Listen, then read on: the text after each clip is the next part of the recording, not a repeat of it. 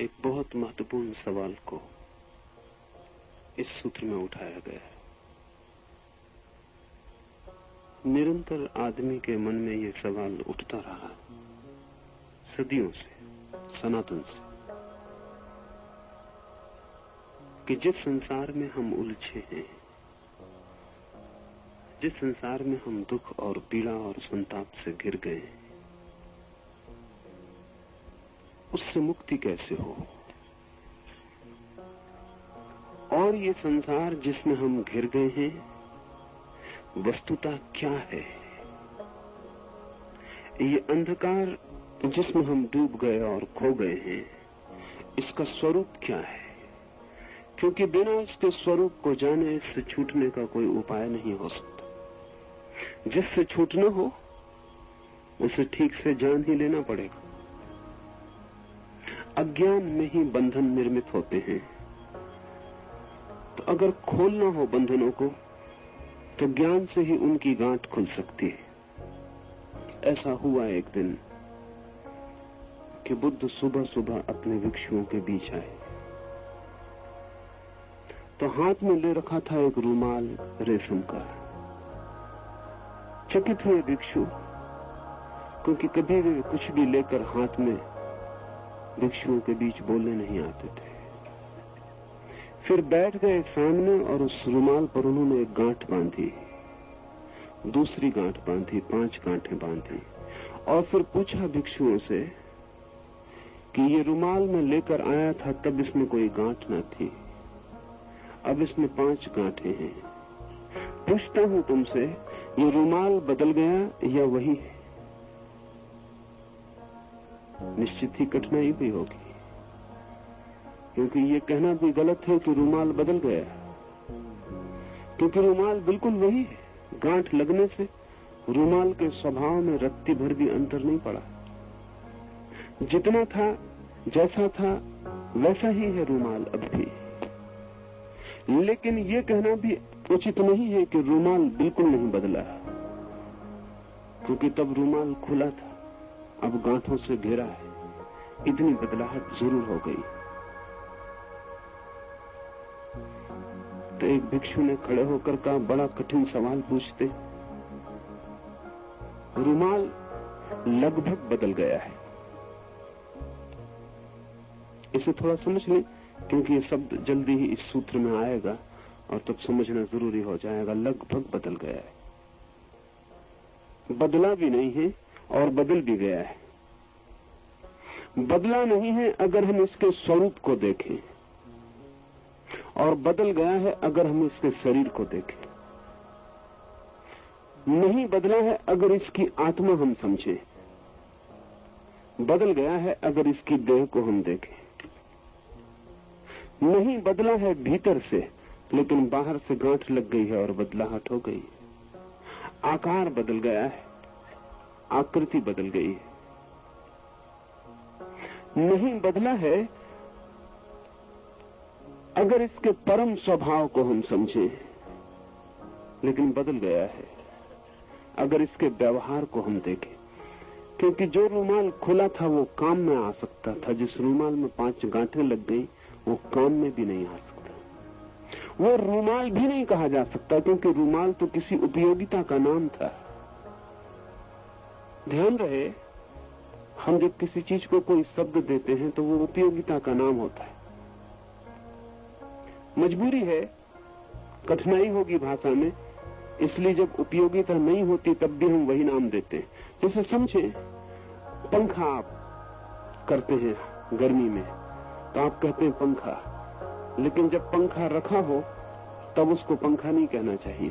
पंखा का मतलब हुआ जिससे हवा की जा रही, जो पंख का काम कर रहा है। लेकिन जब रखा है तब तो हवा नहीं की जा रही, तो उससे पंखा नहीं कहना चाहिए। पैर वो हैं जिनसे आप चलते हैं, लेकिन जब आप नहीं चलते हैं तब उन्हें पैर कहना नहीं चाहिए। फंक्शनल, उनका क्रिया का नाम होना चाहिए। लेकिन कठिन हो जाएगी भाषा, चलते पैर के लिए अलग नाम, बैठते पैर के लिए अलग नाम, तो बहुत मुश्किल होगा। इसलिए काम चलाते हैं। तो पंखे के 2 अर्थ होते हैं। पंखा वो जिससे हवा की जाती या जिससे हवा की जा सकती, दोनों अर्थों में हम प्रयोग करते हैं। जिससे हवा हो सकती, जिसमें संभावना छिपी। रुमाल का कोई उपयोग है, उसमें कुछ बांधा जा सकता है, लेकिन जो रुमाल खुद ही बंधा हो उसमें कुछ नहीं बांधा जा सकता।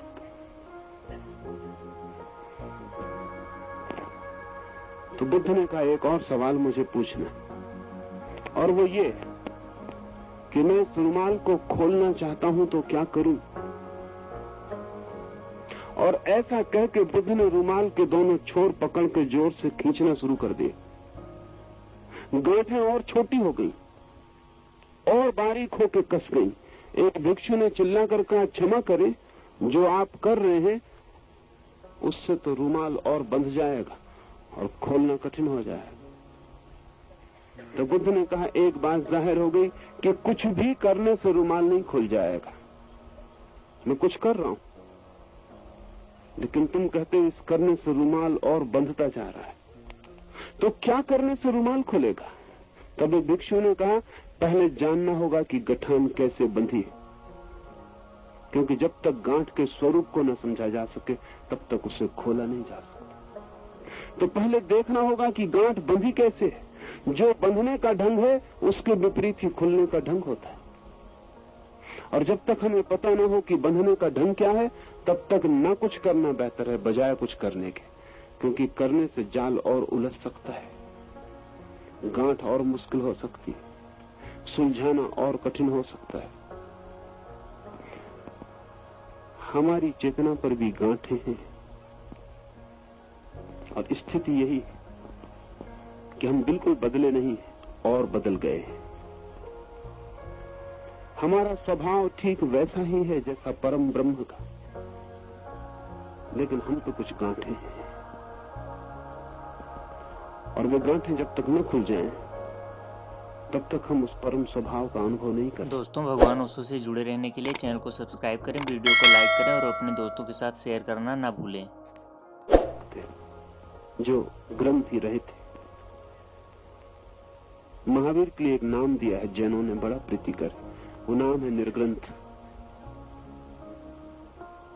बुद्ध तो जब भी महावीर के लिए कुछ कहते हैं तो हमेशा निगंथ नाथ पुत्र, नाथ परिवार में पैदा हुआ वो लड़का जो निर्ग्रंथ हो गया, नाथ जाति में पैदा हुआ पुत्र जो निर्ग्रंथ हो गया, जिसकी गांठें कट गई, जिसकी गांठें खुल गई। ये निर्ग्रंथ शब्द बड़ा कीमती है। ब्रह्म है निर्ग्रंथ, ग्रंथियों से रहित, और हम हैं सग्रंथ, ग्रंथियों से सहित। इतना ही अंतर है, पर गांठ कैसे लगी है और क्या है, इसके स्वरूप को समझ लेना जरूरी है। इसके स्वरूप के संबंध में ही ये सूत्र को हम समझें। इसमें कुछ बड़ी कीमती बातें हैं। अपनी आत्मा में ही सब वस्तुओं का आभास केवल आरोपित है। उसको दूर करने से स्वयं ही पूर्ण अद्वैत और क्रिया शून्य पर ब्रह्म बन जाता है। गांठ जब रुमाल पे लगती है तो बाहर से कहीं से आती नहीं।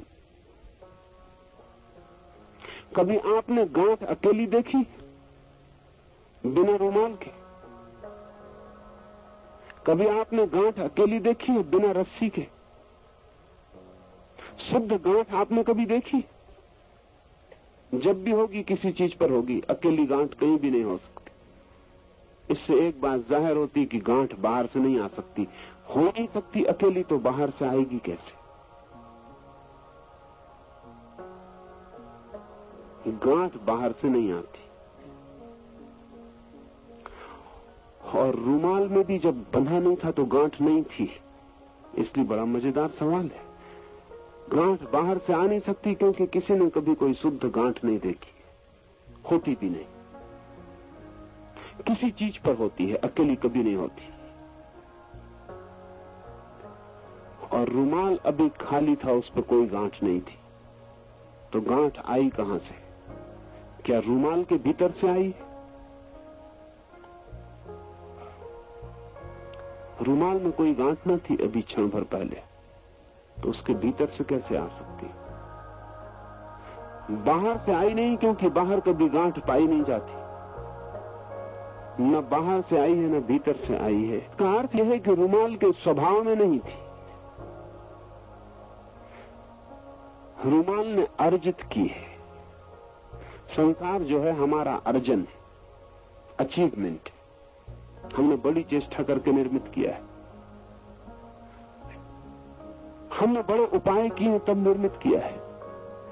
गांठ होती नहीं कहीं अस्तित्व में, रुमाल ने बड़ी चेष्टा करके अपने ऊपर आरोपित किए। दोस्तों ओशो की ऐसी ही वीडियो देखने के लिए चैनल को सब्सक्राइब करें, वीडियो को लाइक करें और कमेंट में ओशो नमन जरूर लिखें। इस चेतना में जो कुछ भी दिखाई पड़ता है वो आरोपण है। आपको जो भी भीतर अनुभव में आता है वो सब आरोपण है। जैसा हम पीछे बात कर रहे थे कि दर्पण के सामने चीजें आती हैं, दर्पण में दिखाई पड़ती हैं। अगर दर्पण एक भूल करने लगे जो हमने की है तो दर्पण भी इसी मुसीबत में पड़ जाएगा जिसमें हम पड़ गए। लेकिन दर्पण वो भूल नहीं करता। हालांकि दर्पण जैसी चीजें हैं जो ऐसी भूल करती हैं, जैसे फोटो प्लेट या फोटो की फिल्म। कैमरे के भीतर जो फिल्म छिपी है उसमें और दर्पण में थोड़ा सा फर्क है, बाकी एक जैसे हैं दोनों। दर्पण में भी प्रतिबिंब बनता है, कैमरे की फिल्म में भी प्रतिबिंब बनता है, लेकिन दर्पण प्रतिबिंब को पकड़ता नहीं और फिल्म प्रतिबिंब को पकड़ लेती। इसलिए फिल्म पर जो भी प्रतिबिंब बना वो पकड़ जाता है और उसके पकड़ने के साथ ही फिल्म बेकार हो जाती। अब दूसरा प्रतिबिंब नहीं पकड़ा जा सकता, जगह भर गई। आईना कभी भरता नहीं। कितने ही प्रतिबिंब बनते हैं, आईना खाली बना रहता है। प्रतिबिंब आते हैं चले जाते हैं, दर्पण छोड़ता चला जाता है। दर्पण का त्याग सतत, वो छोड़ता चला जाता है। भोग पकड़ता नहीं। आपका चेहरा दिखाई पड़ता है, दर्पण छोड़ देता है। आप हटे कि भूल गया, जैसे आप कभी सामने आए ही न हो। मनुष्य की जो चेतना है वो दर्पण की भांति है और मनुष्य का जो मन है वो फिल्म की भांति है। मनुष्य की जो आंतरिक चेतना है वो दर्पण की भांति है, उस पर कुछ भी बनता नहीं। लेकिन मनुष्य के पास एक यंत्र और है, मन का। मन बिल्कुल फोटो प्लेट की तरह है, उस पर जो भी बन जाता है वो पकड़ जाता। सच तो ये है कि मन पर अगर न पकड़े तो मन की उपयोगिता ही नष्ट हो जाए। इसलिए हम कहते हैं अच्छी स्मृति, कीमती चीज, शिक्षा, समाज, सब अच्छी स्मृति पर टिका है। वो अच्छी स्मृति किसकी है? वो मन की है जो पकड़ता है। मन बिल्कुल ही एक यंत्र है, फोटो प्लेट की तरह। वो फिल्म की तरह पकड़ता जाता है। जो भी उसके सामने आता पकड़ लेता है। जो काम का नहीं है वो भी पकड़ लेता है, जो बेकाम का है वो भी पकड़ लेता है, जो व्यर्थ कचरा है वो भी पकड़ लेता है, जिसकी कोई जरूरत नहीं वो भी पकड़ लेता है। फिल्म चुनाव नहीं कर सकती। आपने कैमरा एक्सपोर्ट किया तो वो चुनाव नहीं कर सकती कि क्या लें और क्या छोड़ दें। जो भी सामने पकड़ता है वो पकड़ जाता है, जो भी सामने आ जाता है वो पकड़ जाता है। तो मन आपका पकड़ता चला जाता है। आपको पता नहीं कि दिन भर में आप मन का कितना जाल इकट्ठा कर लेते। और अब तो मनस्विद कहते हैं कि जो आप जानते हैं उतना ही मन नहीं पकड़ता, जो आप नहीं जानते वो भी पकड़ता है। जैसे अभी यहाँ बैठे मैं बोल रहा हूँ, आप मुझे सुन रहे हैं, आपको ख्याल में भी नहीं कि एक पक्षी आवाज करके उड़ गया। आपने याद भी नहीं कि सड़क पर एक हॉर्न बजा, आपको याद भी नहीं, लेकिन वो भी मन पकड़ रहा। अगर आपसे कोई पूछे कि सुनते वक्त एक पक्षी उड़ा था, आप कहेंगे मुझे कुछ भी पता नहीं। लेकिन आपको बेहोश किया जाए, सम्मोहित किया जाए और फिर पूछा जाए, आप कहेंगे हाँ मुझे पता है, एक पक्षी भी उड़ा था, सड़क पर हॉर्न भी बजा था। इसको मनस्विद कहते हैं सबलिमिनल मेमोरी। मन के पीछे छिपा हुआ अर्ध चेतन मन है, वो पूरे समय पकड़ रहा है। जो आप नहीं जानते वो भी, आप रात सो रहे हैं तब भी आपका जो अर्ध चेतन मन है वो पकड़ रहा है, वो पकड़कर चला जा रहा है। नींद में भी बाहर जो घटनाएं घट रही हैं वो भी पकड़ता जा रहा है। आप चकित होंगे जानकर कि नवीनतम वैज्ञानिक खोजें ये कहती हैं कि बच्चा मां के गर्भ में भी स्मृति निर्मित करता रहता है। बाहर जो घटित हो रहा है वो पकड़ता जाता है। योग तो बहुत पुराने दिनों से ये मानता है कि मां पर जो घटनाएं घटती हैं उसके आसपास बच्चा उन्हें पकड़ लेता है और निर्मित होता है। लेकिन पश्चिम का विज्ञान अब इस बात को मानने के करीब आ रहा है और जैसे जैसे समझ बढ़ती है बड़ी मुश्किल होती जाती है। अब मनोविज्ञान कहता है कि 4 साल की उम्र में बच्चा अपना 50% ज्ञान पकड़ लेता है। दोस्तों ओशो की ऐसी वीडियो देखने के लिए चैनल को सब्सक्राइब करें, वीडियो को लाइक करें और अपने दोस्तों के साथ शेयर करना ना भूलें। 50%। 80 वर्ष का होकर जब वो मरेगा तब तक जितना ज्ञान इकट्ठा करेगा उसमें से 50% उसने 4 साल की उम्र में पकड़ लिया, बाकी 50% बाद में पकड़ेगा। तो असली जिंदगी का आधा हिस्सा, आधी उम्र 4 साल में पूरी हो गई। ज्ञान के हिसाब से आप 4 साल में आधी उम्र समाप्त कर चुके, आधे बूढ़े हो गए। लेकिन योग कहता है कि जिस दिन हम गर्भ के भीतर बच्चा जो पकड़ता है उसको भी समझ लेंगे, उस दिन शायद हालत और भी भिन्न हो जाए। शायद बड़ा प्रतिशत बच्चा गर्भ में ही पकड़ लेता है, लेकिन बच्चे को भी कोई याद नहीं, सबलिमिनल है उसके चित्त में। इस पर अभी पश्चिम के सरकारों में, कई सरकारों के सामने सवाल है, क्योंकि ये सबलिमिनल जो ज्ञान है, अर्ध चेतन में पकड़ी गई जो जानकारियां हैं, इनका शोषण किया जा सकता है और खतरनाक शोषण किया जा सकता है। आप फिल्म देखते हैं तो अभी आपको फिल्म में जो प्रचार करना पड़ता है कि फलां सिगरेट पिए, कि फलां साबुन वापरे, कि ये करे वो करे, ये आपको दिखाना पड़ता है सामने। उस दिखाने से थोड़ी सी बाधा होती, क्योंकि आप समझते हैं ये विज्ञापन है, इसलिए आप उतने प्रभावित नहीं होते जितने प्रभावित हो सकते थे। आप समझते हैं कि साबुन जो बताई जा रही है कि एक सुंदरी साबुन, मेरे सौंदर्य का निखार इसी साबुन की कृपा से, वो आप जानते हैं कि ये मामला कुछ ज्यादा दूरगामी नहीं है, फिर भी बार बार दोहराने से पकड़ता है। लेकिन अब सबलिमिनल एडवर्टाइजमेंट की खोज हो गई है। अब फिल्म के पर्दे पर आपको दिखाई ही नहीं पड़ेगा कि लक्स टॉयलेट साबुन का उपयोग करें, दिखाई ही नहीं पड़ेगा। फिल्म चलती रहेगी और फिल्म के बीच में इतनी तेजी से सेकंड के 1000वें हिस्से में लक्स टॉयलेट का विज्ञापन निकल जाएगा, आपकी आंखें देख ही नहीं पाएंगी, इतनी तेजी से निकल जाएगा, लेकिन आपका मन पकड़ लेगा। ये खतरनाक है। अनेक मुल्कों की सरकारें विचार कर रही हैं कि इस पर पाबंदी लगाई जानी चाहिए, क्योंकि तो बहुत खतरनाक है। आपको पता ही नहीं है, आप पढ़ भी नहीं पाए, आपको समझ में भी नहीं आया कि बीच में कोई बात घट गई। आप तो फिल्म देख रहे थे, 2 फिल्मों के बीच में, 2 चित्रों के बीच में बहुत झटके से एक विज्ञापन निकल गया। बहुत जांच पड़ताल से पता चला है कि 1000 में 1 आदमी को अंदाजा लगेगा कि कुछ गड़बड़ हुई। 1000 में कुछ बीच में हुआ, लेकिन वो भी पक्का नहीं पकड़ पाएगा। 999 को तो पता ही नहीं चलेगा, वो अपनी कुर्सी पे बैठे रहेंगे, लेकिन वो अर्धचेतन मन पकड़ लेगा। ये खतरनाक है। इसका मतलब है कि एक आदमी इलेक्शन में खड़ा हो और मुझे ही वोट दीजिए, ये बीच में चलता रहे और आप उसको वोट दे आएंगे और आपको कभी ख्याल में भी नहीं आएगा कि आप वोट क्यों दे आए।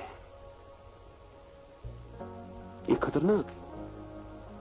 इसका तो कोई भी दुरुपयोग हो सकता है। तानाशाही सरकारें इसका बड़ा उपयोग कर सकती हैं, क्योंकि आप बिल्कुल ही शिकार हो सकते। लेकिन मन पूरे वक्त पकड़ ही रहा है, सब पकड़ रहा है। लाखों सूचनाएं प्रतिक्षण पकड़ी जा रही, वो सब इकट्ठी हो रही। मन फोटोग्राफिक प्लेट की तरह है या टेप रिकॉर्ड के टेप की तरह, वो सब चीजें इकट्ठी करता जा रहा है। और एक आदमी के मन में कोई 7 करोड़ सेल है और एक सेल करोड़ों सूचनाएं इकट्ठी कर सकता है। इस पृथ्वी पर जितने पुस्तकालय हैं, अगर जिंदगी लंबी मिले तो एक आदमी सबको कंठस्थ कर सकता है। जिंदगी लंबी का सवाल, मन की दिक्कत नहीं। मन के पास फिल्म काफी लंबी, लेकिन जिंदगी छोटी पड़ जाती। अगर एक आदमी को 1,00,000-2 लाख साल की उम्र मिले तो यही एक छोटी सी खोपड़ी के भीतर दुनिया के सारे पुस्तकालय समाहित किए जा सकते। तो मन तो इकट्ठा करता है, संग्राहक है। मन से बड़ा परिग्रह करने वाला कोई भी नहीं। सब तिजोरियां छोटी हैं और सब धनी दरिद्र हैं। मन जितना संग्रह कर सकता है उसका कोई मुकाबला नहीं। इस मन के पीछे छिपी चेतना है। वो चेतना दर्पण की तरह निर्मल, वो कुछ भी नहीं पकड़ती। जो भी सामने आता है देख लेती है, हट जाता है, समाप्त हो जाता है। दर्पण फिर निर्मल का निर्मल, चाहे उसमें चांद झलके और चाहे एक कांटा दिखाई पड़े, चाहे एक फूल, चाहे सुंदर चेहरा, चाहे एक कुरूप घटना, जो भी सामने आता है, वो जब आता है सामने उतने क्षण ही चेतना के सामने होता है, हटते ही खो जाता है। मन यंत्र है, आप नहीं है मन, आप चैतन्य है। लेकिन हम सब ने अपने को मन मान रखा है। उस दर्पण का हमें कोई भी पता नहीं जो सदा निर्मल और निर्दोष है। ये सूत्र कहता है अपनी आत्मा में ही सब वस्तुओं का आभास केवल आरोपित है। उसको दूर करने से ही स्वयं ही पूर्ण अद्वैत और क्रिया शून्य ब्रह्म व्यक्ति बन जाता है। कुछ करना नहीं है, कुछ करना नहीं है। आप ब्रह्म हैं, ये वेदांत की घोषणा है। आपको ब्रह्म बनना नहीं, आप ब्रह्म हैं ही। सत्य को पाने कहीं जाना नहीं, वो आपके पास सदा से उपलब्ध है। फिर गड़बड़ क्या हो गई?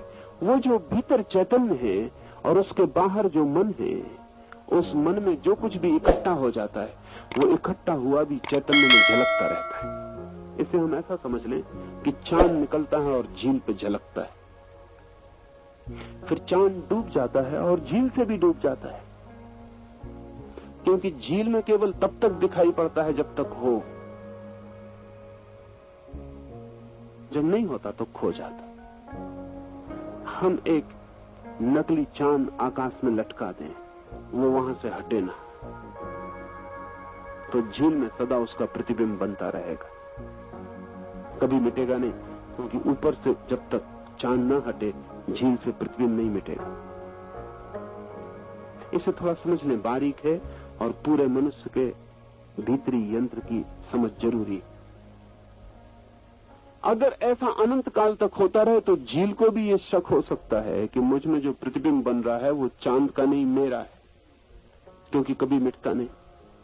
सुबह सूरज निकलता है, रात चांद निकलता है, रोज मिट जाता है, झील खाली हो जाती, बीच में खाली जगह मिल जाती। झील को स्मरण आ जाता है कि चांद आया और गया, सूरज आया और गया, मैं सिर्फ दर्पण हूं, झील हूं।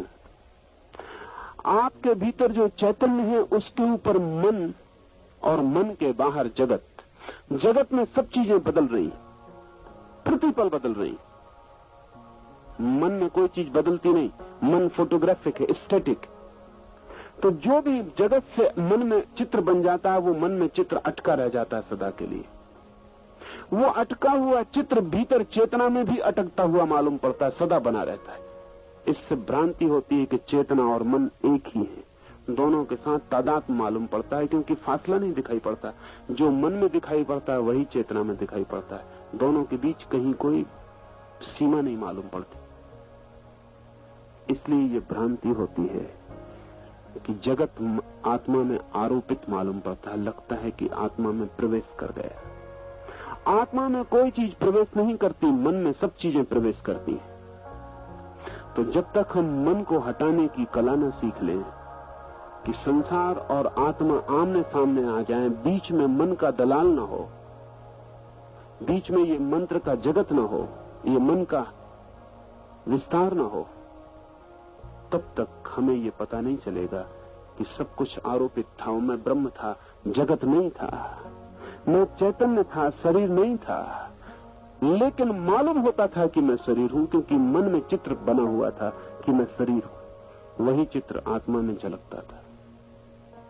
न था लोभ, न था क्रोध, न था काम, लेकिन मन में सब था, और मन के सारे चित्र भीतर झलकते थे, और इतने दिनों से झलकते थे, और इतने अनंत काल से झलकते थे कि स्वाभाविक है ये भ्रांति हो जानी कि वो झलक नहीं है, प्रतिबिंब नहीं है, मेरे स्वभाव है। ध्यान रहे, शरीर तो आपका हर जन्म में मिट जाता है, लेकिन मन नहीं मिटता। मन आपका एक जन्म से दूसरे दूसरे जन्म में चला जाता है। जब आप मरते हैं तो शरीर छूटता है, मन नहीं छूटता है। मन तो तब छूटता है जब आप मुक्त होते हैं। मृत्यु की भी सामर्थ्य मन को अंत करने की नहीं। मृत्यु भी केवल शरीर को मिटा पाती है, मन को नहीं मिटा पाती। मन तो मृत्यु के भी पार चला जाता है। सिर्फ मुक्त, सिर्फ समाधि की सामर्थ्य है मन को भी मिटा देने की। इसलिए जो जानते हैं उन्होंने समाधि को महामृत्यु कहा है, क्योंकि मृत्यु में तो मरता है केवल शरीर, समाधि में मर जाते हैं दोनों, शरीर और मन, और शेष रह जाता है केवल वही जो मर ही नहीं सकता, जो अमृत है, जिसकी कोई मृत्यु नहीं हो सकती। तो मन तो अनंत अनंत काल तक निर्मित होता हुआ, इकट्ठा होता हुआ बढ़ता चला जाता है, और हर बार हमेशा शरीर हो तो, शरीर छूट जाए तो मन आत्मा के साथ जुड़ा रहता है। वो मन की छाया आत्मा पे बनती रहती है, और धीरे धीरे आत्मा को भी ऐसा लगना शुरू हो जाता है कि जो मन में है वही मैं हूं। यही है हमारा संसार, यही है हमारी गांठ। इस गांठ को खोलने का एक ही उपाय है कि हम थोड़ी देर के लिए बिना मन के हो जाएं, मन को हटा के रख दें और एक बार जगत को आमने सामने देख लें। बीच में किसी दलाल को ना लें, बीच में किसी मध्यस्थ को ना लें। एक झलक भी हमें मिल जाए मन के बिना जगत की, तो हमें ये स्मरण स्पष्ट हो जाएगा कि भीतर कुछ भी कभी गया नहीं। भीतर का दर्पण सदा साफ है, निर्मल, उस पर कोई बिंब पकड़ा नहीं है। सारे बिंब आए और गए हैं, जन्मों जन्मों की कथाएं बीती हैं, लेकिन वहां कोई भी रेखा, जरा सी खरोंच वहां छूटी नहीं। वो जो निर्मल स्वभाव का अनुभव है वही परम ब्रह्म है। ब्रह्म जब मन के साथ बंधता है तो संसार हो जाता है। ब्रह्म जब मन से टूटता है तो परम ब्रह्म हो जाता है। और जब आत्मा बंधती है मन के साथ तो शरीर अनिवार्य हो जाता है। जब आत्मा बंधती है शरीर मन के साथ तो शरीर अनिवार्य हो जाता है, क्योंकि मन की वासनाओं की तृप्ति बिना शरीर के नहीं हो सकती। मन तो वासनाएं उठाता है, शरीर के बिना तृप्ति नहीं हो सकती। इसलिए आपने निरंतर सुना होगा, और अब तो वैज्ञानिक सत्य बनता जाता है, आपने सुना होगा कोई प्रेत किसी आदमी के शरीर में प्रवेश कर गया। कोई कहता होगा अंधविश्वास है, कोई कहता होगा बीमारी है, कोई कुछ कहता होगा, लेकिन आपने ये कभी शायद ही सोचा होगा कि प्रेत अगर होते हैं तो आदमियों के शरीर में प्रवेश क्यों कर जाते? शायद आप सोचते होंगे दुश्मन होगा इसलिए सताने आ गए। शायद आप सोचते होंगे कि कोई बदला, कोई कर्म फल, कोई पुराना चुकतारा हो रहा है। नहीं, ये सब कुछ नहीं। जब प्रेत कहते हैं हम उस चेतना को जिसका शरीर तो छूट गया, मन नहीं छूटा है, और मन शरीर की मांग करता है, क्योंकि मन की जितनी वासनाएं हैं वे सभी शरीर के द्वारा ही तृप्त हो सकती हैं। मन छूना चाहता है किसी प्रिय शरीर को, लेकिन प्रेत छू नहीं सकता क्योंकि उसके पास हाथ नहीं। मन स्वाद लेना चाहता है किसी स्वादिष्ट वस्तु का, वो मन है प्रेत के पास जो स्वाद लेना चाहता है, लेकिन उसके पास जीभ नहीं। इसलिए प्रेत की जो तकलीफ है वो यही है कि मन है उसके पास और उपकरण बिल्कुल नहीं। जिनसे वो अपनी वासना के लिए तलाश कर सके वो कोई भी साधन उसके पास नहीं, और वासना पूरी की पूरी उसके पास है, और साधन सब खो गए। प्रेतात्मा का इतना ही अर्थ है कि जिसको अभी शरीर नहीं मिला, और दो तरह की आत्माओं को शरीर मुश्किल से मिलते हैं। सामान्य आदमी को शरीर आसानी से मिल जाते हैं, इधर मरे उधर जन्मे, कोई फर्क नहीं होता। कभी कभी तो मिनट, 2 मिनट, 5 मिनट का फर्क मुश्किल से होता है, इधर मरे कि उधर जन्मे। लेकिन दो छोर वाली आत्माओं को, बहुत बुरी आत्माओं को या बहुत भली आत्माओं को जन्म आसानी से नहीं मिलते, क्योंकि उनके योग्य गर्भ चाहिए। अब हिटलर मर जाए तो माँ बाप खोजना आसान नहीं होगा, क्योंकि हिटलर के लिए जन्म देने के लिए इतनी ही दुष्ट प्रकृति के माँ बाप चाहिए, तो वर्षों, कभी कभी सदियों प्रतीक्षा करनी पड़ेगी। कोई भली चेतना मर जाए तो यही कठिनाई फिर खड़ी हो जाती। जो भली चेतनाएं बिना शरीर के भटकती हैं उनको हमने देव कहा है, और जो बुरी चेतनाएं बिना शरीर के भटकती हैं उनको हमने प्रेत कहा है।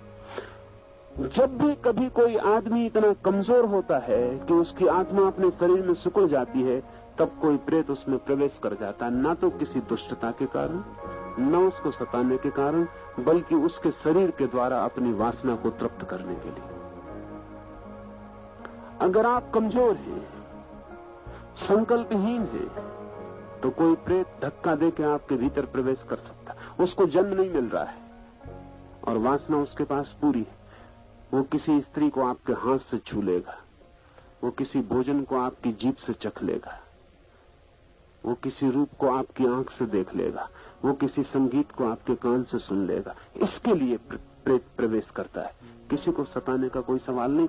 आप सताए जाते हैं, वो गौण है, वो बाय प्रोडक्ट है, वो प्रयोजन नहीं है किसी प्रेत का आपको सताने का। लेकिन निश्चित जब कोई दो आत्माएं एक शरीर में घुस जाएं तो पीड़ा और परेशानी होगी। वो परेशानी वैसे ही है जैसे कोई मेहमान घर में आ जाता, फिर टिक जाता है और जाने का नाम ही नहीं लेता। बस वो वैसी परेशानी। और फिर वो मेहमान फैलाव करता जाए और घर का मालिक सिकुड़ता जाए एक कोने में, और धीरे धीरे ऐसा लगने लगे कि यही तय न रहे कि कौन मेहमान है और कौन घर का मालिक। और मेहमान अकड़ बढ़ती जाए उसकी, क्योंकि मालिक उसकी सेवा करे, मेहमान समझ के अतिथि देवता है, उसकी सेवा करे। धीरे धीरे मेहमान को भ्रम होने लगे कि मैं मालिक हूं, और एक दिन वो अपने मेजमान को कह दे कि क्षमा करो, अब जाओ, भी बहुत दिन हो गए। ठीक वैसी स्थिति पीड़ा की पैदा हो जाती। मन शरीर की मांग करता है तत्काल, मरते ही, इसलिए दूसरा जन्म हो जाता। आत्मा मन से जुड़ी है, मन से शरीर जुड़ा है। दो तरह की साधनाएं। एक तो साधना है कि शरीर को मन से तोड़ो, जिसको अक्सर हम तपश्चर्या कहते हैं। वो साधना है शरीर को मन से तोड़ो, वो तपश्चर्या है। लंबी यात्रा है और बहुत कठिन, और परिणाम संदिग्ध है। दूसरी साधना है मन को चेतना से तोड़ो, जिसको हम वेदांत कहते हैं, ज्ञान कहते हैं। अगर नाम ठीक देने हो तो नाम ऐसे दे सकते हैं, शरीर से मन को तोड़ो, इसका नाम योग, और मन को आत्मा से तोड़ो, इसका नाम सांख्य। बस ये दो निष्ठाएं हैं।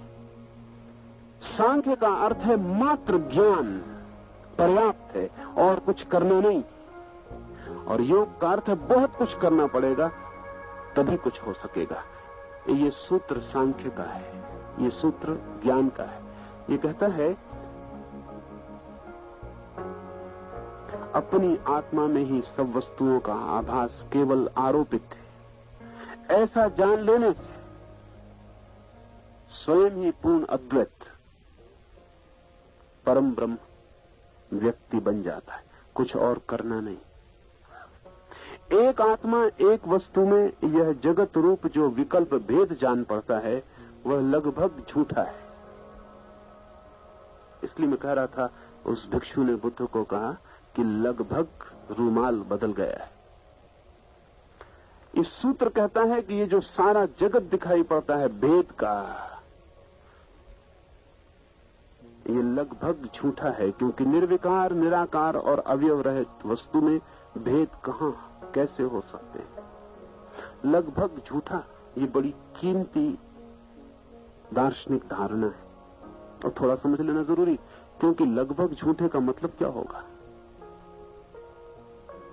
कोई चीज झूठी हो सकती, समझ में आती, लगभग झूठी का क्या मतलब होता है?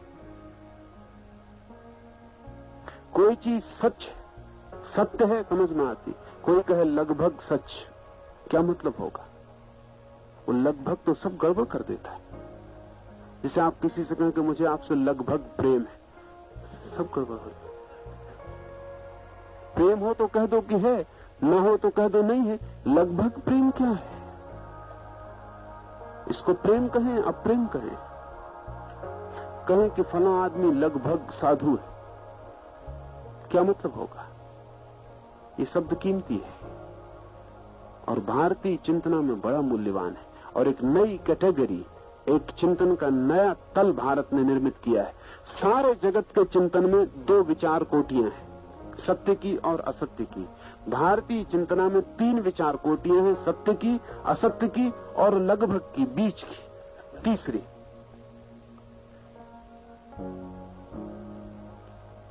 इस लगभग झूठ को या लगभग सत्य को हमने कहा है माया, हमने कहा है मिथ्या। तो हमने तीन शब्द निर्मित किए, सत्य, असत्य, मिथ्या। मिथ्या क्या है? आमतौर से लोग समझते हैं कि मिथ्या का अर्थ असत्य। नहीं, मिथ्या का अर्थ असत्य नहीं होता। मिथ्या का अर्थ होता है सत्य और असत्य के बीच में। सत्य और असत्य के बीच में अर्थ हुआ कि जो असत्य है लेकिन सत्य जैसा भासता है। एक रस्सी पड़ी है और आपको सांप मालूम पड़ रही और अंधेरे में आपके छक्के छूट गए, आप भाग खड़े हुए, पसीना छूट रहा है, छाती की धड़कन बढ़ गई। तो किसी ने कहा कि नाहक परेशान हो रहे हैं, ये लालटेन ले लें और चले जाएं, सांप वगैरह नहीं, रस्सी पड़ी। देखा प्रकाश में रस्सी, तो जो सांप दिखाई पड़ा था उसे क्या कहिएगा? सत्य तो वो नहीं था, असत्य भी नहीं कह सकते, क्योंकि उसने काम तो सत्य जैसा किया था। भाग खड़े हुए थे आप, वैसे ही जैसे सच्चे सांप से भागते। पसीना आ गया था और पसीना बिल्कुल सच था और झूठे सांप से आया था। और छाती की धड़कन बढ़ गई थी और डर लगा था कि कोई हृदय का दौरा तो नहीं पड़ जाएगा। पड़ भी सकता था और आप मर भी सकते थे। बड़ी कठिनाई ये है कि जो सांप था ही नहीं, उससे असली दौरा कैसे पड़ गया? लेकिन जो सांप है ही नहीं, उससे असली हृदय का दौरा पड़ सकता है। इसका मतलब कि भारतीय चिंतन उस सांप को बिल्कुल असत्य कहने को तैयार नहीं। सत्य तो है ही नहीं, क्योंकि खोज पर पता चलता है कि वहां रस्सी पड़ी है, और असत्य भी नहीं है क्योंकि परिणाम सत्य जैसे हो जाते। इसे भारत कहता लगभग असत्य या लगभग सत्य, मिथ्या, माया। ये तीसरी बीच की कैटेगरी। अंग्रेजी में इसके लिए अनुवाद करना मुश्किल, दूसरी भाषाओं में इसके लिए शब्द खोजना मुश्किल हो जाता, और जो भी अनुवाद होते हैं वो असत्य का अर्थ रखते हैं, मिथ्या का नहीं। मिथ्या बिल्कुल शुद्ध भारतीय शब्द है। मिथ्या का अर्थ ख्याल में ले लें, जो नहीं है लेकिन है जैसा मालूम पड़ता है, और ऐसी चीजें हैं जो नहीं है और है जैसी मालूम पड़ती है। इसलिए भारत कहता है उनके लिए एक अलग कैटेगरी, एक अलग कोटि निर्मित करना जरूरी है। ये जो मिथ्या जगत है, ये जगत जो है, इसको अनेक बार आपने सुना होगा कि वेदांत कहता है मिथ्या है, उपनिषद कहते हैं मिथ्या है, शंकर निरंतर सुबह से शाम तक कहते रहते हैं मिथ्या है। तो हम सोचते हैं कि ये लोग कहते हैं जगत झूठ है। नहीं कहते, झूठ नहीं कह रहे हैं। वो ये कह रहे हैं कि जैसे रस्सी में सांप दिख जाए, जो ये जगत है वो दिखाई नहीं पड़ रहा है, और जो दिखाई पड़ रहा है वो ये है नहीं। ये एक देखने का भ्रम है, एक दृष्टि दोष है। ये आपकी दृष्टि की भूल है। ये वैसा ही जैसा आप आंख को दबा के और चांद को देखें और दो चांद दिखाई पड़े। वो दूसरा चांद कहां है? लेकिन आप बड़ी कठिनाई पड़ेंगे। अगर आंख दबाई हालत में आपसे पूछा जाए कि दो में से कौन सा सच है और कौन सा झूठा, तो आप बता ना पाएंगे कि कौन सा सच है और कौन सा झूठा। दोनों सच मालूम पड़ते हैं, हालांकि दोनों सच नहीं है। आंख छोड़ने दबाना और एक चांद रह जाता है, दूसरा खो जाता है। वो दूसरा क्या था? वो दिखाई तो पड़ता था। अगर किसी आदमी की आंख परमानेंटली दबा दी जाए स्थायी रूप से, तो उसको सदा ही दो चांद दिखाई पड़ते रहेंगे।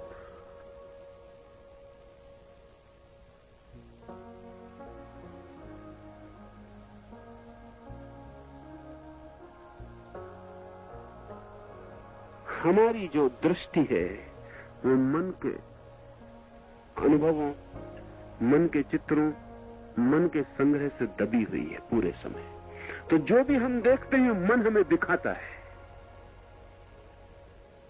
थोड़ा ऐसा समझ लें कि आप किसी ऐसे देश के निवासी हैं जहां सांप होता ही नहीं। आपने कभी सांप नहीं देखा, सांप का कोई चित्र नहीं देखा, सांप का कोई नाम नहीं जानते। क्या आप रस्सी में सांप देख सकते हैं? ये संभव नहीं। कैसे देखिएगा? सांप का कोई अनुभव ही ना हो तो रस्सी पड़ी रहे तो आपको सांप कैसे दिखाई पड़ सकता है? उसको सांप दिखाई पड़ता है क्योंकि मन के पास सांप का संस्कार है, चित्र। मन ने सांप देखा है, चित्र में देखा है, असलियत में देखा है, मदारी के पास देखा है, कहीं सांप देखा है।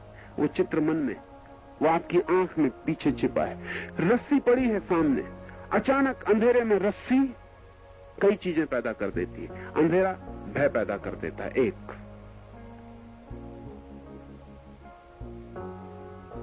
भय के साथ ही सांप को देखकर भी जो भय पैदा हुआ था कि कहीं काट ना ले, वो संयुक्त हो जाता है। फिर सांप में जिस तरह की लहरें थी, ठीक वैसी लहरें रस्सी में मालूम पड़ती। भय, सांप का भय, रस्सी की लहरों की समानता, आपके भीतर का मन का सांप रस्सी पे आरोपित हो जाता। आप भाग खड़े होते, रस्सी को पता ही नहीं कि क्या हो गया। आप किसको देख के भाग गए हैं, क्यों भाग गए हैं। ऐसा हुआ मेरे साथ बहुत वर्ष पहले। रात 3 बजे उठकर एक रास्ते पर घूमता था। सुनसान रात होती, रास्ता बांसों के झुरमुट में दबा था। थोड़ा सा हिस्सा खुला था, बाकी हिस्सा दबा था। तो एक कोने से मैं सीधा दौड़ता हुआ जाता था और दूसरे कोने से उल्टा दौड़ता हुआ वापस लौटता था, पीठ की तरफ। वो कोई घंटे भर में वहां व्यायाम कर लेता था, 3 से 4। एक दिन बड़ी मुश्किल हो गई, मैं उल्टा लौट रहा था। तो जब तक मैं झुरमुट के नीचे छाया में था, कोई सज्जन, कोई दूध वाला अपने खाली डब्बे लिए दूध लेने कहीं जाता होगा, वो उधर से आ रहा होगा। फिर अचानक जैसे मैं झुरमुट की छाया के बाहर आया, चांद की रात थी, उस आदमी ने अचानक मुझे देखा होगा। क्षण भर पहले तक मैं दिखाई नहीं पड़ रहा था, फिर अचानक और उल्टा आता हुआ। उल्टे तो भूत प्रेत आते। उसने दोनों डब्बे छोड़ के पटका और वो भागा। उसके भागने से मुझे लगा कि पता नहीं इसे क्या हो गया। मुझे क्या पता कि मुझसे भयभीत होगा। मैं उसके पीछे भागा, तब तो उसने प्राण छोड़ दिए। मैं जितनी तेजी से उसके तरफ गया कि इसको क्या हो गया, मामला क्या है, मैं उससे कहा कि रुको, बात क्या है। इतनी तेज दौड़ मैंने नहीं देखी। फिर मुझे कुछ ख्याल आया कि मालूम मैं ही अकेला यहां हूं, मुझे देख के डर गया हो। पास की एक होटल का आदमी भी जाग गया है इस शोरगुल को सुन के, डब्बों के गिरने को। तो उसको मैंने जाके कहा कि पता नहीं क्या हुआ। उसने कहा कि पता क्यों पूछ रहे हैं आप, मुझे पता है कि आप यहां उल्टे चलते हैं तो मैं डर जाता हूं। तो नया आदमी होगा। मैंने कहा ये डब्बे रख लो, शायद सुबह आए। वो अब तक नहीं लौटा। जब भी मैं उस होटल के पास से फिर भी गुजरा हूं, कभी मैंने पूछा वो आदमी आया? वो आदमी आया ही नहीं। अब कोई उपाय नहीं उस आदमी को बताने का कि जो उसने देखा वो लगभग झूठ। कोई प्रेत था नहीं वहां, उसने देख लिया, लेकिन उसके लिए वो बिल्कुल सच था, नहीं तो इतना देर तक भागा नहीं रहता। हमारे भीतर मन है, उसका कोई अनुभव आरोपित हो गया होगा। हम जो देख रहे हैं वो वही नहीं है जो है, हम वो देख रहे हैं जो हमारी आंख हमें दिखा रही। तो हमारी आंख आरोपण कर रही है प्रतिपल, और हम न मालूम क्या क्या देख रहे हैं जो वहां नहीं है जगत में। ये पूरा जगत हमारी ही आंखों का फैलाव है। हम जो देखते हैं वो हमारा ही डाला हुआ है। पहले हम डालते हैं और फिर हम देख लेते हैं। पहले रस्सी में सांप डाल देते हैं, फिर देख लेते हैं, फिर बाघ खड़े होते हैं। ये सारा जगत ऐसा है। हम ही सौंदर्य डाल देते हैं किसी में, फिर मोहित हो जाते हैं, फिर पागल होकर घूमने लगते हैं। उपनिषद के ऋषि कहते हैं कि ये सारा जगत जो आदमी का देखा हुआ है लगभग झूठा है। लगभग कह के बड़ी मीठी बात कही है। वो ये कहा है कि बिल्कुल झूठा भी नहीं है, नहीं तो इतने लोग कैसे परेशान होते। इसमें कुछ तो सच्चाई है। रस्सी है, इतना सच है। सांप नहीं है, इतना झूठ है। रस्सी सांप से कुछ मेल खाती है, ये सच है, लेकिन फिर भी रस्सी रस्सी है और सांप नहीं हो जाती है, ये भी सच है। और इन दोनों के बीच में जो जगत बन गया है बहका, रस्सी में सांप को देख लेने का, वो मिथ्या है, वो माया है। जब तक ये मन बिल्कुल न हटा दिया जाए और जब तक हम सीधा न देख सके, तब तक हम जगत के सत्य को न देख पाएंगे। जगत का सत्य देखते ही जगत विलीन हो जाता है और ब्रह्म ही शेष रह जाता है। अभी ब्रह्म बटा हुआ दिखाई पड़ता है। कहीं ब्रह्म पत्थर है और कहीं ब्रह्म वृक्ष, और कहीं ब्रह्म आदमी है और कहीं ब्रह्म स्त्री है। अभी ब्रह्म बटा हुआ दिखाई पड़ता है। अगर आंख के पीछे से सारा प्रोजेक्शन, वो जो आरोपण की व्यवस्था है, वो खो जाए, तो ये सारा जगत निर्विकार एक ही चेतना हो जाती है, ये एक ही सागर हो जाता है, इसके भेद गिर जाते हैं। चिदात्मा दृष्टा, दर्शन तथा दृश्य आदि भावों से रहित है, निर्दोष है तथा प्रलय काल के समुद्र की तरह परिपूर्ण। वो जो भीतर साक्षी है, मन से मुक्त शून्य हो गया, वो जो चिदात्मा है, वहां कोई भेद नहीं। दर्शन, दृश्य, ये सारे भाव वहां खो गए हैं। न वहां कोई देखने वाला है, न कोई दिखाई पड़ने वाली चीज है। वहां सब द्वंद्व खो गया है। वहां सिर्फ एक चैतन्य का विस्तार है। उस विस्तार के लिए तुलना बड़ी मीठी दी है। कहा है प्रलय काल के समुद्र की तरह परिपूर्ण। हमारे जो समुद्र हैं वे कितने ही बड़े हों, सीमित हैं, और कितना ही उनका विस्तार हो, उनका किनारा है, और जिसका किनारा है वो अधूरा है, क्योंकि कहीं बंधा है। छोटा तालाब छोटा सीमा से बंधा है, बड़ा सागर बड़ी सीमा से बंधा है, लेकिन छोटी सीमा और बड़ी सीमा में फर्क ही क्या है? सीमा सीमा है। आप कितनी छोटी जगह में कैद हैं कि कितनी बड़ी जगह में कैद है, इससे क्या फर्क पड़ता है? कैद कैद है। इसलिए उदाहरण में ये नहीं कहा कि सागर जैसा, कहा कि प्रलय काल के सागर जैसा। प्रलय काल एक पौराणिक चिंतना है कि जब सृष्टि लीन होगी तो सारी सृष्टि पानी में डूब जाएगी। सारी सृष्टि, कहीं भी कोई रत्ती भर जगह ना बचेगी जो डूब ना गई हो। तो अगर प्रलय काल में जो सागर की अवस्था होगी उसमें फिर कोई किनारा नहीं होगा, क्योंकि किनारा का मतलब ही है कि जमीन अभी कुछ बाहर निकली हुई। किनारे का मतलब ही है कि जमीन अभी सागर के बाहर निकली, और जो जमीन बाहर निकली है वो सीमा बन जाएगी। तो प्रलय काल के सागर की भांति है वो साक्षी चेतना, उसका फिर कोई किनारा नहीं, फिर वो परिपूर्ण, फिर कहीं उसकी कोई सीमा नहीं, फिर वो असीम। लेकिन भेद गिरे तभी, जब तक भेद है तब तक सीमा है। और जिस प्रकार प्रकाश में अंधकार खो जाता है, विलीन हो जाता है, ये बड़ी अद्भुत बात कही है। ऐसे ही अद्वितीय परम तत्व में भ्रांति का कारण विलय हो जाता है, वो अवयव रहित है, इससे उसमें भेद कहां। जिस प्रकार प्रकाश में अंधकार लीन हो जाता है, बड़ी अनूठी सूझ है। अंधेरा घिरा है आपके घर में, आप दिया जलाते हैं, कभी आपने सोचा कि अंधेरा कहां चला जाता है? जब आप दिया जलाते हैं तो अंधेरा कहां चला जाता है? घर के बाहर चला जाता है। तो ऐसा करें, घर के बाहर पहले दिए जलाएं, पहरे पे लोगों को बिठा दें, फिर घर के अंधेरे कोठे में दिया जलाएं। अगर अंधेरा बाहर जाएगा तो जो बाहर पहरेदार बैठे हैं वो उसे जाता हुआ देखेंगे कि जा रहा है, अंधेरा जा रहा है। अंधेरा बाहर जाता नहीं। अंधेरा जाता कहां है?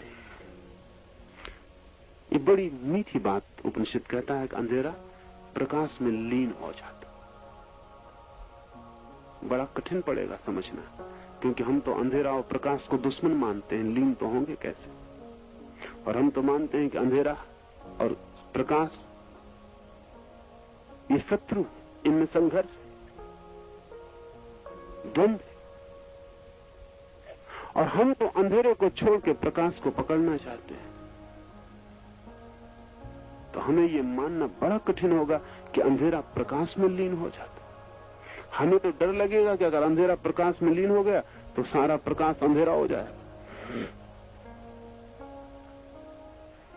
जैसे सफेद कपड़े पर काली स्याही लीन हो जाए तो क्या होगा? मतलब ये नहीं होगा कि काली स्याही सफेद कपड़े में लीन होगी, मतलब ये होगा कि सफेद कपड़ा काली स्याही में लीन हो जाएगा। देखें करके, काली स्याही को सफेद कपड़े में लीन करके देखें, तब आपको पता चलेगा कि सफेद कपड़ा खो गया, काली स्याही नहीं खोई। अंधेरा प्रकाश में लीन हो जाता है तो बड़ी बातें निकलती हैं इससे। एक, कि प्रकाश और अंधकार में कोई शत्रुता नहीं।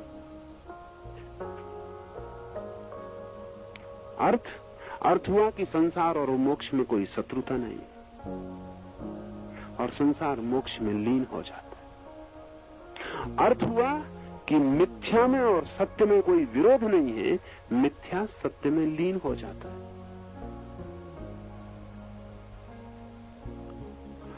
अंधकार प्रकाश में लीन हो जाता है, इसका यह अर्थ हुआ कि अंधकार जैसे प्रतीक्षा ही कर रहा है कि प्रकाश हो और लीन हो जाए। आपने कभी अंधेरे को ठिठकते देखा कि आपने दिया जला लिया और अंधेरा सोच रहा है कि लीन हो कि ना हो, कि विचार करें थोड़ा, कि फिर कल सोच के आएंगे कि संन्यास लेना है कि नहीं लेना है, कि अंधेरा लीन हो कि ना हो। सोचेंगे, विचार करेंगे। वो सोचता नहीं, ऐसा लगता है जिसे तैयार ही खड़ा था, बस प्रतीक्षा थी कि तुम हो जाओ और मैं लीन हो जाऊं। इतनी भी देरी नहीं लगती, क्षण भर की भी देरी नहीं लगती। प्रकाश का होना और अंधेरे का लीन हो जाना युगपत हो जाता है, एक साथ हो जाता है। इसके अध्यात्म में क्या अर्थ होंगे? इसका अर्थ होगा कि जैसे ही भीतर प्रकाश जगता है, मन माया अपनी सारी स्थिति को लेकर एकदम से उस प्रकाश में लीन हो जाती, बचती नहीं, खोजे से नहीं मिलती कहीं। यह भी समझ में नहीं आता कि कल तक कैसे थी,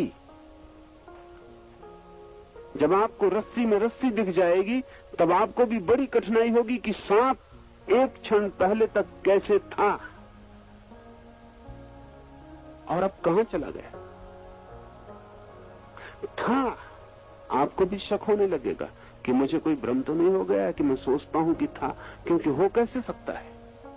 जो जाग जाते हैं उन्हें बड़ी कठिनाई होती है ये सोच के भी कि जगत है और हो सकता है।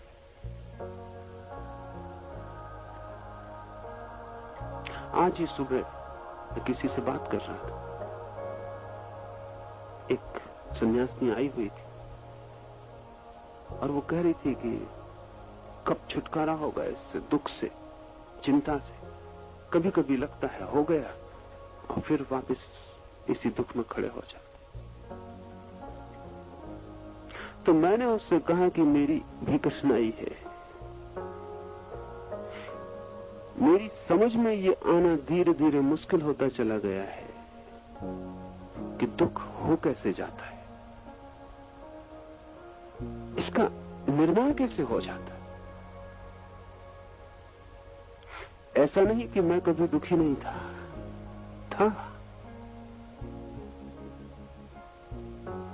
लेकिन अब मुझे वैसी ही तकलीफ होने लगी जैसे कभी दूर बहुत अतीत में रस्सी में सांप देखा हो और अब ख्याल करे और मुश्किल हो जाए समझना कि रस्सी थी, सांप दिखाई कैसे पड़ गया था। और अगर अभी भी किसी को दिखाई पड़ रहा है तो बड़ी मुश्किल हो जाती। वो मुश्किल ये है कि आपके लिए जो बड़ा सवाल मालूम पड़ता है वो बिल्कुल सवाल नहीं मालूम पड़ता, और ऐसा लगता है कि कहां की व्यर्थ की बात उठाए लिए चले आ रहे हो। और ये कहना भी दुष्टता मालूम पड़ती है कि व्यर्थ की बात कह रहे हो, क्योंकि वो आदमी दुख पा रहा है, उसके वो भाग रहा है, उसे सांप दिखाई पड़ रहा है। भागते आदमी से, छाती कपते आदमी से कहो कि क्यों भाग रहे हो, फिजूल की बातें कर रहे हो, रस्सी है सांप नहीं, तो वो और नाराज हो जाए। ध्यान रहे, बुद्ध, महावीर, कृष्ण, क्राइस्ट आपको जो बातें समझाते हैं उनकी तकलीफ का आपको अंदाज नहीं, क्योंकि जो बीमारी बिल्कुल नहीं है उसका वो इलाज बताते हैं। है ही नहीं बीमारी, मगर बीमार कपा जा रहा है, बीमार कह रहा प्राण निकले जा रहे हैं। तो मेडिकल साइंस में एक नाम है प्लेसबो, ऐसी दवाई को जो लगभग दवाई, प्लेसबो कहते हैं। प्लेसबो का मतलब वो दवाई है नहीं। तो ऐसी बीमारी में काम करते हैं जो बीमारी होती नहीं, लगभग बीमारी में लगभग दवाई वो काम करती, शक्कर की गोली। होम्योपैथी करीब करीब प्लेसबो है, कोई दवाई मवाई है नहीं, मगर बीमारी कहां है, इसलिए काम करती। कोई अड़चन नहीं, दवाई की जरूरत भी कहां है। असली बीमारी हो तो असली दवाई की जरूरत है। 100 में 90 बीमारियां नकली, आम बीमारियां भी, और नकली बीमारी में असली दवाई देना खतरनाक है, क्योंकि उससे दवाई के दुष्परिणाम होंगे। लेकिन ये जो अध्यात्म की बीमारी है, ये जो दुख और संताप की बीमारी है, ये जो संसार की बीमारी है, तो 100% झूठी है। मगर 100% झूठी कहना ठीक नहीं। बुद्ध कहें, शंकर कहें 100% झूठी है तो अपनी तरफ से ठीक कहते हैं, लेकिन ये जो अरब अरब जन उस बीमारी से ग्रस्त हैं, इन पे दया करके उनको कहना पड़ता है लगभग, राजी करना पड़ता है, आपको धीरे धीरे फुसलाना पड़ता है कि ये दवाई लेके देखो, वो दवाई लेके देखो, ये मंत्र पढ़ो, ये जप करो, ऐसा करो, वैसा करो। शायद दवाई लेते लेते बीमारी भूल जाए, या दवाई लेते लेते इतने परेशान हो जाएं दवाई से कि कहें कि दवाई भी फेंकते हैं और बीमारी भी फेंकते हैं। अब या ऐसा हो जाए दवाई लेते लेते कि कहें कि बहुत हो गए, जन्म जन्म दवाई लेते, अब नहीं लेते, अब बीमारी को स्वीकार करते हैं। कुछ भी ऐसा हो जाए तो आप पाएंगे कि बीमारी थी नहीं, जिससे लड़ रहे थे वो शत्रु था नहीं, लगभग था, सिर्फ मालूम पड़ता था, सिर्फ प्रतीत होता था कि है। इसलिए सभी धर्मों ने झूठे उपाय विकसित किए और बुद्ध, महावीर और कृष्ण और क्राइस्ट से बड़ी झूठ बोलने वाले आदमी खोजना मुश्किल है। उसका कारण ये नहीं कि वो लोग झूठ बोलने वाले लोग हैं, उनसे ज्यादा सच्चे आदमी कभी नहीं हुए, लेकिन आपकी सारी बीमारियां झूठी हैं और इन्हीं झूठे बीमारों के बीच चिकित्सा करने का जिनको काम पड़ता है वो जानते हैं कि उन्हें क्या करना है। जो बड़े बड़े दर्शन शास्त्र निर्मित किए हैं इन ज्ञानियों ने, वो सब झूठ है। झूठ का मतलब लगभग झूठ है। वो सिर्फ आपकी बीमारी को काटने के लिए उपाय है। जैसे आप भाग खड़े हुए रस्सी को देख के और सांप मानते, और मैं लाख आपसे कहूं कि सांप नहीं रस्सी है, और मैं कह रहा हूं, आप कहेंगे आपकी बात का भरोसा कैसे करें? क्या पता आपको अनुभव हो भी ना हो, या हो भी किसी और रस्सी का हो, किसी और सांप का हो, इसका ही हो, क्या पता। तो समझाने की बजाय उचित है कि मैं आपको एक ताबीज बांध दूं। है रस्सी नहीं है, सांप ही है, मगर लो ये ताबीज। इस ताबीज के मुकाबले दुनिया का कोई सांप नहीं टिकता। ये ज्यादा कारगर होगा बजाय समझाने के कि नहीं रस्सी है, सांप नहीं है, रस्सी है। ये ताबीज बांधो, वहां सांप है नहीं, यहां भी कोई ताबीज नहीं है।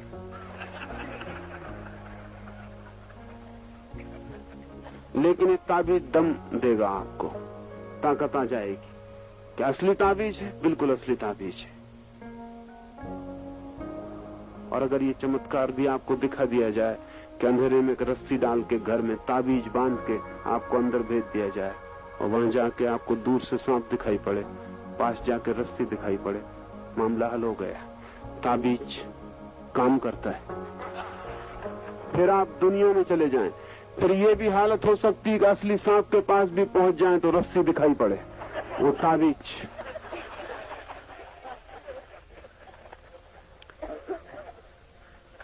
आदमी का मन भास पैदा कर रहा है, वे भास आरोपित है। ये सारे भास भी उस परम सत्य में लीन हो जाते हैं।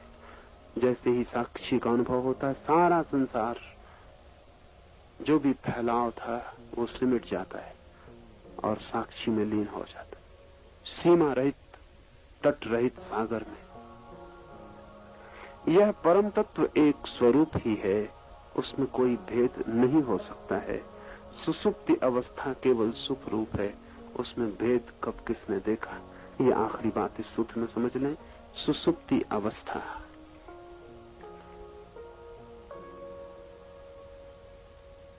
जिन्होंने खोज की है अंतस्तलों की, उन्होंने मनुष्य की 3 अवस्थाएं उसके चित्त की स्वीकार की। एक जिसे हम जागृत कहते हैं, सुबह उठकर जो अवस्था होती। एक जिसे हम स्वप्न कहते हैं, सांझ सोकर जो चित्रों प्रतिबिंबों की कतार लग जाती, स्वप्न। और एक कभी रात घड़ी भर को ऐसी अवस्था आती है जब स्वप्न भी नहीं होते और जागृति भी नहीं होती, तब सिर्फ गहरी निद्रा रह जाती, सुसुप्ति। सुसुप्ति का अर्थ है स्वप्न भी जहां नहीं, इतनी प्रगाढ़ निद्रा।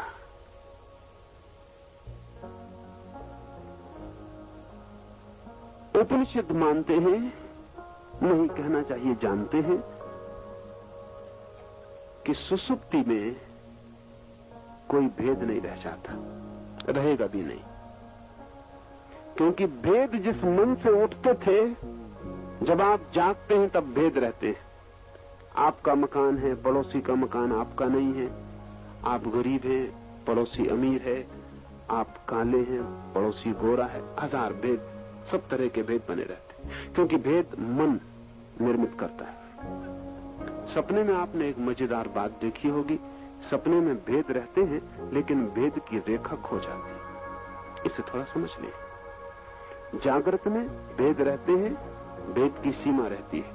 मित्र है, शत्रु है, मित्र मित्र है, शत्रु शत्रु है। जागृत में आ और बा रहता है। नींद में सपना जब चलता है तब भी भेद रहते हैं, लेकिन भेदों की बीच की सीमा खो जाती, ठोस नहीं रहते, तरल हो जाते। देखते हैं कि मित्र चला आ रहा है और अचानक शत्रु हो जाता है, लेकिन आपको शक भी पैदा नहीं होता। भीतर सपने में ये भी नहीं लगता कि ये कैसे हो सकता है। मित्र दिखाई पड़ रहा था आता हुआ, फिर पास आया तो शत्रु हो गया, तो ये संदेह भी नहीं उठता सपने में कि ये कैसे हुआ। आदमी से बातें कर रहे थे, पाते हैं घोड़ा हो गया, फिर भी शक नहीं होता सपने में कि आदमी अचानक घोड़ा कैसे हो गया। भेद रेखा नहीं रह जाती। भेद रहते हैं, घोड़ा घोड़ा, आदमी आदमी, लेकिन भेद रेखा नहीं रह जाती, तरल हो जाता है। मन डमाडोल है, जैसे चीजें गड्ढमड्ढ हो गई। जागते में मन सदा है, चीजें अलग अलग साफ सुथरी, लॉजिकल, तार्किक भेद है। सपने में मन डमाडोल हो गया, जैसे कि पानी में चांद का प्रतिबिंब बन रहा हो और फिर किसी ने पानी को हिला दिया तो चांद 1000 टुकड़े होकर फैल गया। चांद ही रह गई, चांद नहीं रहा, टुकड़े टुकड़े फैल गए। ऐसा मन सपने में डमाडोल हो जाता है। डमाडोल होकर कंपित होकर सब भेद रेखाएं खो जाती है, चीजें एक दूसरे में गड्ढमड्ढ हो जाती, कुछ पता ही नहीं चलता कि क्या क्या है, आ क्या है, बा क्या है, कब आ बा हो जाता, कोई तर्क नहीं मानता। सपना तर्क मानता ही नहीं, बिल्कुल बेबूत चलता है। कोई भी चीज किसी में घुस जाती, लेकिन आप ये नहीं कह सकते कि ऐसा क्यों हो रहा है। सपने में कोई नियम नहीं होते, जागने के नियम सपने में काम नहीं करते। फिर तीसरी अवस्था है सुसुप्ति, वहां स्वप्न भी नहीं रह जाता। ध्यान रहे, जहां स्वप्न समाप्त होते हैं वहां मन भी समाप्त हो जाता है। जहां विचार नहीं रहे वहां मन भी नहीं रह सकता। जागने में मन होता है ठोस, सपने में मन होता है तरल, सुसुप्ति में मन हो जाता है वाष्पीभूत। ये 3 अवस्थाएं सभी चीजों की विज्ञान मानता है, लेकिन मन की भी ये 3 अवस्थाएं भारत में स्वीकार की। विज्ञान कहता है पदार्थ की 3 अवस्थाएं हैं, सॉलिड है, लिक्विड है, गैसीय। पानी को बर्फ बना लो, ठोस हो जाता है। भाप बना दो, वाष्प हो जाता है। 3 अवस्थाएं हुई पानी की, भाप, पानी, बर्फ। जगत की सब चीजों की 3 अवस्थाएं, लेकिन भारत कहता है मन भी एक चीज है, एक पदार्थ है, उसकी भी 3 अवस्थाएं हैं। जागृत ठोस अवस्था है, स्वप्न तरल, सुसुप्ति वाष्पीभूत। मन वाष्प हो गया, मन रहा ही नहीं। तो जब गहरी नींद होती तो कोई भेद नहीं रह जाता, कोई भेद बचेगा नहीं, क्योंकि भेद करने वाला नहीं बचा। जगत एक हो जाता है। सुसुप्ति में आप वहीं पहुंच जाते हैं जहां समाधि में पहुंचते हैं ज्ञानी। फर्क इतना होता है कि ज्ञानी होश से भरे रहते हैं, आप बेहोश रहते हैं। इतना ही फर्क होता है। सुसुप्ति और समाधि बिल्कुल बराबर है, जरा सा भेद, लेकिन भेद बड़ा है। ज्ञानी जागा हुआ पहुंचता है, होश से भरा हुआ पहुंचता है सुसुप्ति में, तब समाधि हो जाती है। सुसुप्ति धन होश बराबर समाधि। आप भी पहुंचते हैं रोज। सुबह उठ के आप कहते हैं बड़ी सुखद निद्रा आई। आपको पता है किस निद्रा की बात कर रहे हैं? सुखद। अगर रात भर सपने चलते रहते हैं तो आप कभी नहीं कहते कि सुखद निद्रा आई, कहते रात बेचैनी में गई। सपने ही सपने चलते रहे, सो पाए ही नहीं। जितनी देर को सपने बंद होते हैं उसी देर को सुखद निद्रा आती, लेकिन जब आती तब आपको पता नहीं चलता कि सुखद आ रही, क्योंकि उतना पता भी आपको नहीं चल सकता नींद में, बेहोशी में। सुबह जाग के पता चलता है कि बड़ी सुखद थी। सिर्फ इतना ही पता चलता है कि सुखद थी। एक हल्की छाया छूट गई जैसे, एक ध्वनि रह गई गूंजती हुई सुख की। पर ये बड़े मजे की बात है कि आज तक किसी ने यह अनुभव नहीं किया सुबह उठ के कि रात बड़ी दुखद निद्रा आई।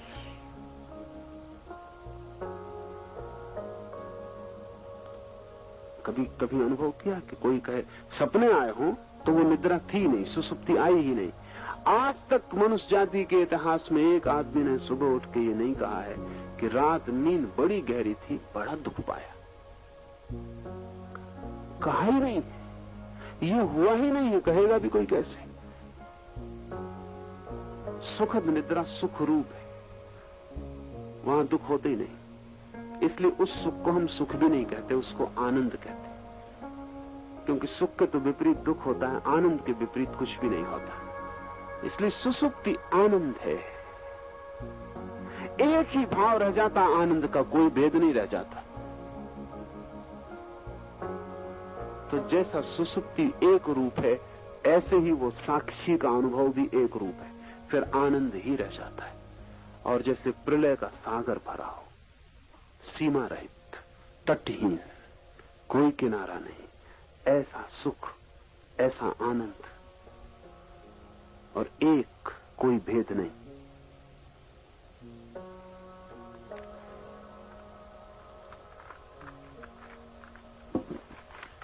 दोस्तों, भगवान ओशो से जुड़े रहने के लिए चैनल को सब्सक्राइब करें, वीडियो को लाइक करें और अपने दोस्तों के साथ शेयर जरूर करें। मिलते हैं नेक्स्ट वीडियो में।